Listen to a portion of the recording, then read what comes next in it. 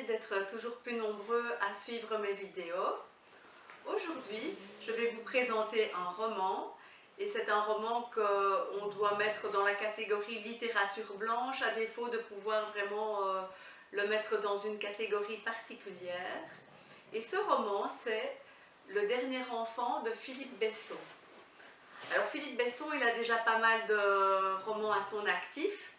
Et moi, je l'ai découvert lors de la sortie du précédent roman qui s'appelle Dîner à Montréal.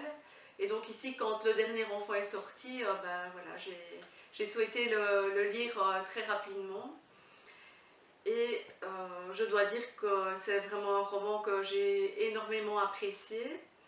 Le thème de ce roman, ben, c'est le thème de cet enfant, ce dernier enfant qui est à la maison et qui s'en va. C'est un thème qui avait été un peu effleuré par Virginie Grimaldi dans son roman « Et que ne durent que les moments doux ».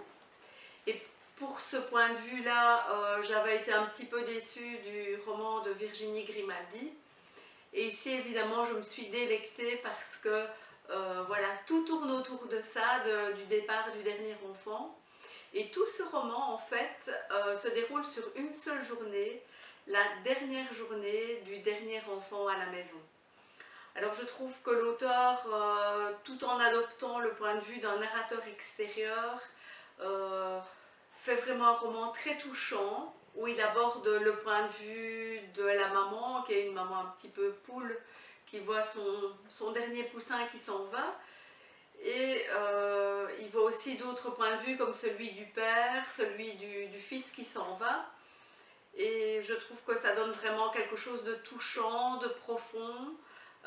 Évidemment, c'est un roman que je ne recommande pas aux amateurs d'action parce que, évidemment, tout est très intérieur. C'est vraiment une question de sentiment, de ressenti de chacun par rapport à cette dernière journée.